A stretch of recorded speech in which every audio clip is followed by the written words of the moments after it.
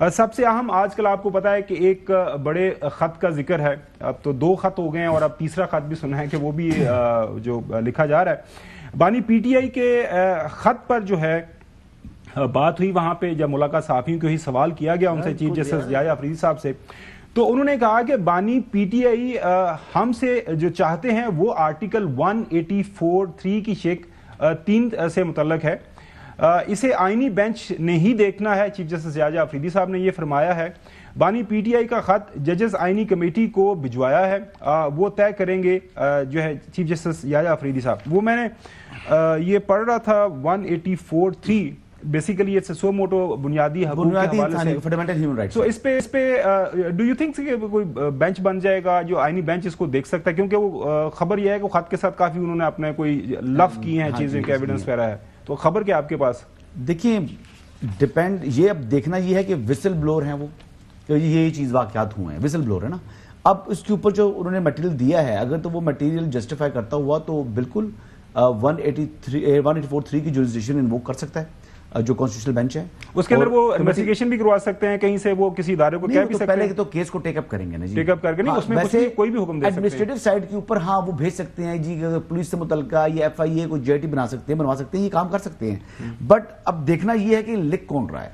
ये खत लिख रहा है एक क्रिमिनल जो इस वक्त सजा याफ्ता है। वो किसको खत लिख रहा है? Chief justice supreme Court of Pakistan को।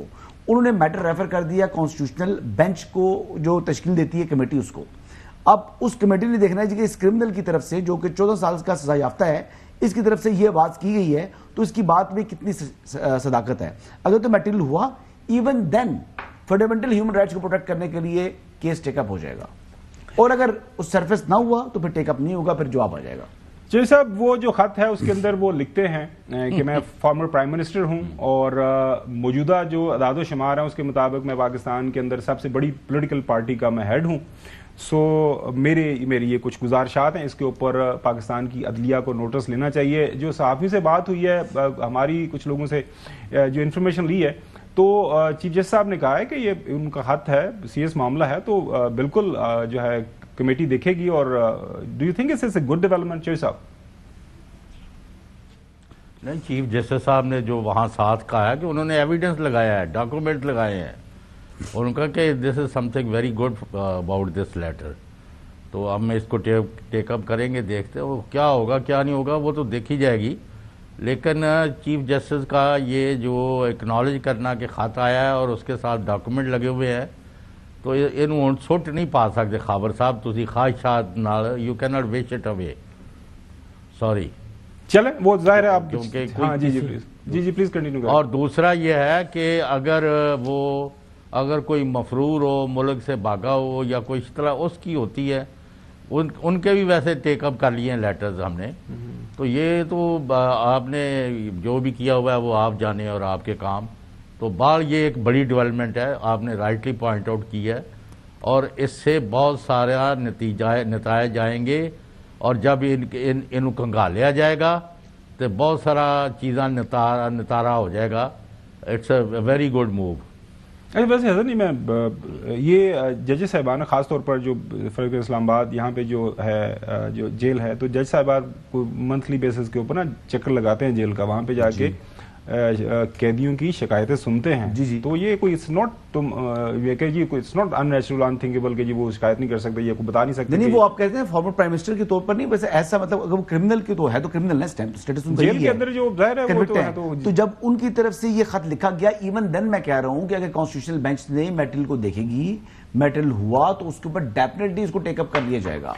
अब देखें ना, पहले होता था HR cell Supreme Court of Pakistan में, ह्यूमन राइट सेल होता था, फिर ह्यूमन राइट सेल का बेसिकली उनको खत्म कर दिया गया, क्योंकि 184(3) का इतना बेदरेक इस्तेमाल हुआ, और ह्यूमन राइट सेल को भी अजीब तरीके से उन्होंने एक्टिवेट किया हुआ था माजी के अंदर, कि उसको मिसयूज किया गया, तो फिर सुप्रीम कोर्ट ने खुद ही उसको खत्म किया। बिल्कुल से नाज़रीन, जो आइन का आर्टिकल 184(3) है, वो ये है कि सुप्रीम कोर्ट अगर ये समझता है, उस आर्टिकल में लिखा हुआ है कि कहीं पे बुनियादी हकूक के हवाले से कोई मसला मसाइल है, तो उसके ऊपर वो नोटिस ले सकते हैं। इसी मीटिंग के दौरान जब सहाफ़ियों से बात हो रही थी, तो सवाल किया गया कि अदलिया में इख्तिलाफात खत्म करने के लिए क्या इकदाम करेंगे। चीफ जस्टिस साहब, एक सहाफ़ी ने सवाल किया, उसके ऊपर उन्होंने कहा ये मामला पहले से चल रहे हैं, ठीक होने में वक्त लगेगा। चीफ जस्टिस साहब, मैंने जजेस से कहा सिस्टम चलने दें, सिस्टम को रोके मत। मैंने कहा मुझे जजेस लाने दें। जस्टिस गुल हसन औरंगजेब को सुप्रीम कोर्ट लाने का हामी हूं। जस्टिस याया अफरीदी साहब, जस्टिस मियां गुल हसन औरंगजेब टैक्स केसेस में एक्सपर्ट हैं। मेरे भाई जजेस जो कारपोरेट केसेस करते थे वो आजकल केसेस ही नहीं सुन रहे। जस्टिस गुल हसन औरंगजेब को कायम मकाम जज के तौर पर लाया हूं। जस्टिस मियां गुल औरंगजेब को सुप्रीम कोर्ट में लाना चाहता था। जस्टिस गुल हसन अभी भी इस्लामाबाद हाई कोर्ट के चीफ जस्टिस दौड़ में शामिल हैं। एक तजवीज़ आई आर्जी जज लगा दें, फिर वो सुप्रीम कोर्ट में मुस्तकिल हो सकेंगे। ये भी चीफ जज साहब ने वहाँ पे एक्सप्लेन किया। जुडिशल कमीशन के आइंदा इजलास में इनका नाम दोबारा ज़ेरे गौर आएगा, ये भी उन्होंने वहाँ पे कहा। खत लिखने वाले जजेस को इंतज़ार करना चाहिए था। चीफ जस्टिस साहब, हमें चीज़ों को मिक्स नहीं हल करना है, सिस्टम पर एतबार करना होगा। खत लिखने वाले जजेस की वजह से एक अहल जज सुप्रीम कोर्ट का हिस्सा बनने से रह गया। इस हवाले से वैसे मैं जानूंगा कि हसन से कौन से जज साहब रह गए। No idea sir, no idea. अच्छा, चीफ जस्टिस को लिखा जाने वाला खत मुझे मिलने से पहले मीडिया को पहुंच जाता है, ये भी उन्होंने वहां पे बताया सहाफियों को। जजेस का खत अभी खोला भी नहीं था, खबर टीवी पर चल रही थी। चीफ जस्टिस याया अफरीदी साहब, जुडिशल कमीशन इजलास में सीनियरिटी का मामला उठाया गया।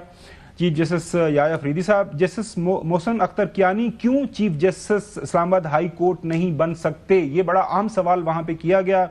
क्या कोई चीफ जस्टिस बन गया है इस्लामाबाद हाई कोर्ट का? जवाब में जो है चीफ जस्टिस साहब ने मुतलका सहाफ़ी से ये उनसे सवाल कर दिया, जब होगा फिर बात करेंगे।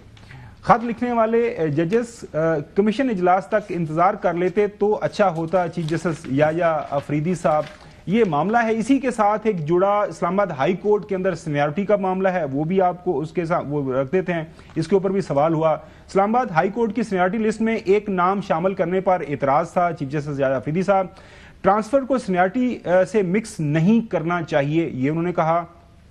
जजेस सीनियरिटी पर मेरी राय पर मुतलका अदालत हतमी फैसला करेगी।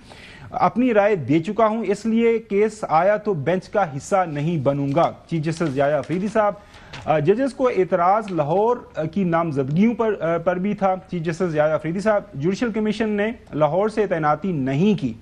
चीफ जस्टिस याया अफरीदी साहब, जजेस बाइकआउट ना करते तो बेहतरीन जज सुप्रीम कोर्ट आ सकते थे। जजेस की अदम मौजूदगी में भी इनके तहफ़्फ़ुज़ात का ख्याल रखा गया। जजेस के उठाए गए मसाइल जो है जुडिशल कमीशन इजलास में हल कर दिए। चीफ जस्टिस साहब, 26 अक्टूबर को हलफ लेने के बाद मुदाखलत से मुतल्लक खत लिखने वाले जजेस को हलफ उठाते ही घर मदऊ किया।